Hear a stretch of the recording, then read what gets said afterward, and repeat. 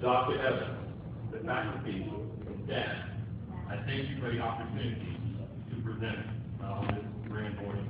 And to friends and family, and friends of mine and friends of mine from my past growing up here, I thank you for taking time to join us here today.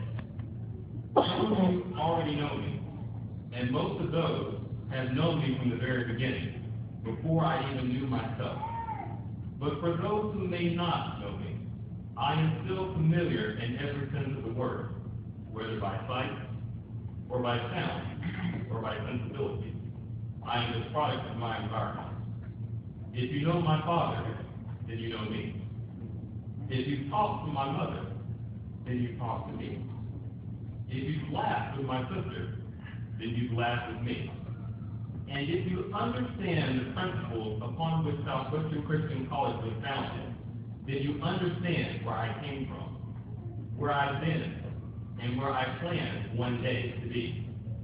But as we gather to celebrate the commencement for the class of 2014, it is not about where I plan to be, but about where you, the graduates, plan to be. I was told to watch for Texarkana. The first big step of the journey was Texarkana. Next was Little Rock, and then Memphis. But in my heart, I didn't really care about Texarkana, or Little Rock, or even Memphis.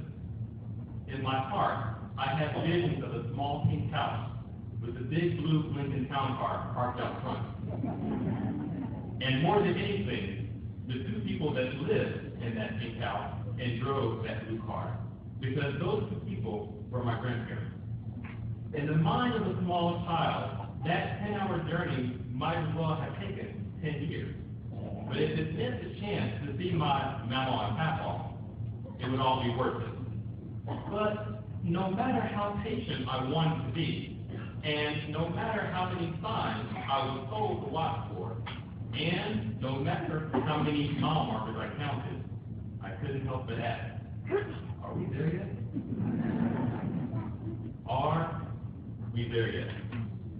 Now, I have no scientific data to validate my theory, but I'm inclined to believe that the anticipation that causes children to ask this question is a phenomenon seen in children all over the world. But I'd like to propose that we take this question under consideration for ourselves as we gather for this occasion. Are we there yet? Anyone that knows me well knows that I don't particularly care for gadgets. Now, my family would tend to disagree because every time we share a visit, I seem to have purchased a few dozen more. But in general, I'm more interested in how the gadgets are made than I am in actually owning them. But in today's world, gadgetry is a necessity. And so I, by myself, getting in more and more each day. I tell you this because I recently bought a GPS, a technology that has actually been around for more than 40 years. Finally made its way into my vehicle last year. And after numerous hours of watching this device engage my computer in what can only be described as a violent altercation of uploads and downloads, it was finally done, or so it said. And now that the initial opening of the box ROM was over, I was amazed by the ease with which I was able to find my way. Step 1, identify your current location. Step 2, identify your intended destination. Step 3, examine the possible route and choose the best one. 3 very simple steps, with each one vital to accomplishing the final goal. Step 1, identify your current location. Do you know where you are today? So often, we set out on a journey without a clear understanding of where we are. Whenever I think of epic journey, my mind always turns toward the children of Israel. A journey that could have taken days ended up taking 40 years, and most of them didn't even survive it. All because they didn't understand the place where they started. Even after witnessing the miracles the Lord had done promised land was occupied by giants, rather than rely on the same God that brought them so close to their destiny, they thought they would have been better off dying as slaves in Egypt. They were close to their destination, within reach of the goal, and on the cusp of its fulfillment, but they weren't ready because they didn't really understand the place where they had started. They were no longer slaves in their bodies, but they were still slaves in their minds. As we think about where we want to go, we cannot be slaves to our current situation, nor can we be slaves to our former situation. We acknowledge where we started, not because we're planning to stay, but so we can recognize our goals when we finally arrive. Today, we celebrate graduation, arrival at a destination in time for the class of 2014. And while we're all here together, we're all here in our own way and on our own path. Some of us come from places of privilege, others from perception of disadvantage. Some of us have arrived here lofted on a legacy of education. Others may come as the first in their family to earn a college diploma, and perhaps even the first to earn a high school diploma. But no matter the road by which you arrived here today, you arrived. And we thank God for that blessing. Not for my blessing, not for the blessing of the person beside you, but for your blessing. A blessing befitting the road that you have traveled to arrive here today. Indeed, graduation is an arrival, but we still ask the question, are we there yet? Because as we celebrate your graduation from the journey you just completed, we also, with childlike anticipation, look forward to the commencement of the journey to come. And where will this journey take you? What is your intended destination? I needed to go to the airport. The schedule for the day was very tight, but I had planned it to perfection. The number for the cab company was programmed into my phone, and the address I had written down the night before was in my hand. When you call the cab company, it automatically identifies you as a repeat customer based on your phone number. Yes, Mr. Howie, we'll be there ASAP. 10 minutes go by, 20 minutes go by. 30 minutes pass, and I'm still waiting on my cab.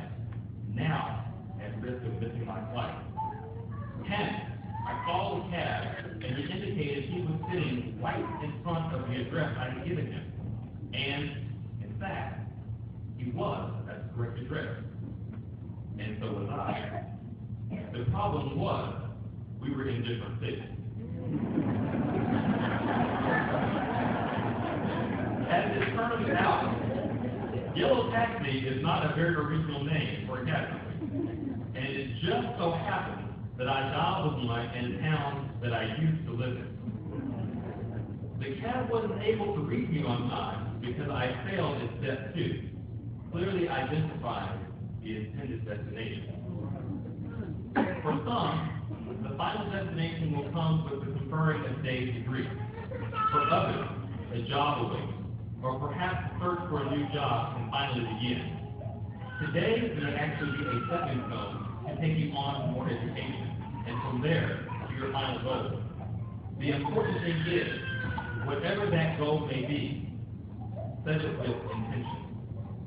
But as you set that intention, do it with step 3 in mind. Examine the possible path and choose the correct one. But remember, what is correct for someone else may not be correct for you. You may aspire to become a neurosurgeon, but you might have to take a few more classes and apply to a lot more school before you can realize that goal. You may aspire to be a mother and a homemaker, but you might need to work a few years and pay down some student loans to allow you to reach that goal.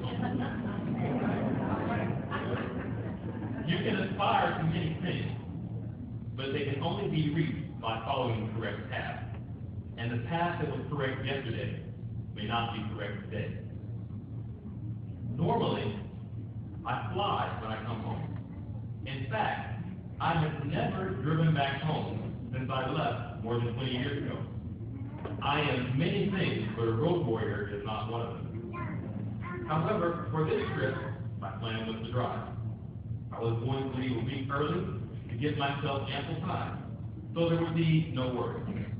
But I was delayed by some urgent home repairs. Then I had some conflicts with work scheduling, and things kept accumulating until this Thursday afternoon. But Thursday afternoon was fine. That plan would still allow me a full day of rest on Friday, and the weather was perfect. But as I was driving, an error message appeared on the console of my car, one I'd never seen before. I called the dealer, and they'd never seen it before. I called the manufacturer, and they told me to stop driving immediately.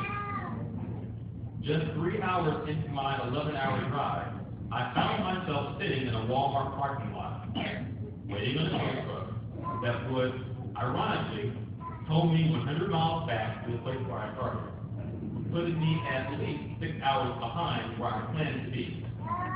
The 6 hours became the next day, and the beautiful, perfect driving weather I was expecting had now become a cloudy, rainy day instead. 1 week of rest that had become 1 day of rest had now become hoping to get a few hours of sleep, and possibly even no rest. This was not at all what I planned, but my plans up to that point didn't matter. What does matter is this: thanks be to God, I arrived here safely.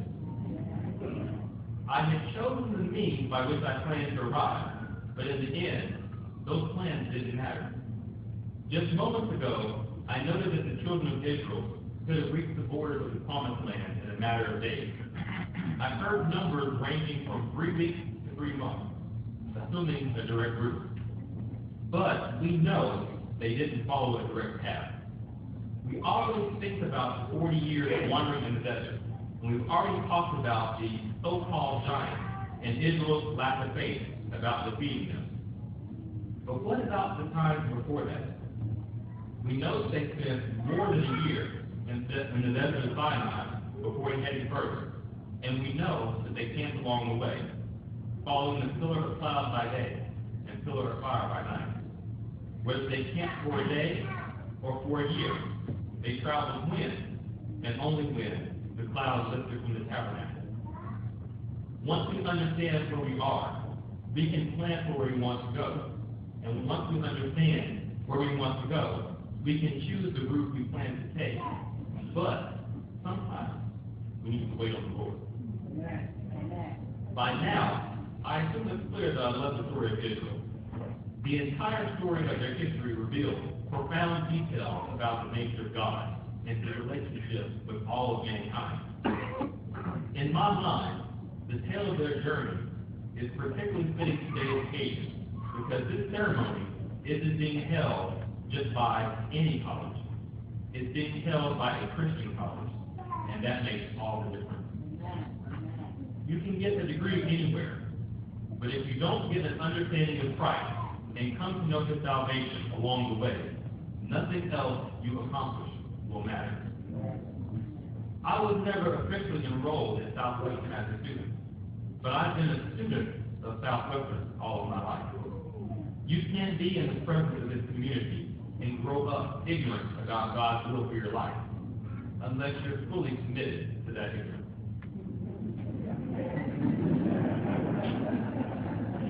It's true. I never got a diploma from Southwestern, but I'm grateful to God that I got the education. We live in a world where many believe that the end justifies the means. It doesn't matter how you reach your goals, as long as you reach them. But as Christians, we know better. When we choose the best fruit, we don't just answer to our ambitions, we also answer to the Lord. As I mentioned before, you may not know me, but the fact that we're here together on this day means we should all have one thing in common, and that's where we're planning to be one day. I don't know where you're planning to go in this life, but no matter where you're planning to go, and no matter what you're planning to do, it's not your journey in this life that will ultimately matter. Just like the children of Israel, we're on a journey to our promised land and delivery from the slavery of the cares of this world. Are we there yet? Of course not. But like children, we anticipate today when we will be. And as you make plans for the next phase of your life, don't forget to make plans for the life that is to come. I want to again offer my congratulations to the class of 2014, and may God bless you in all of your future endeavors.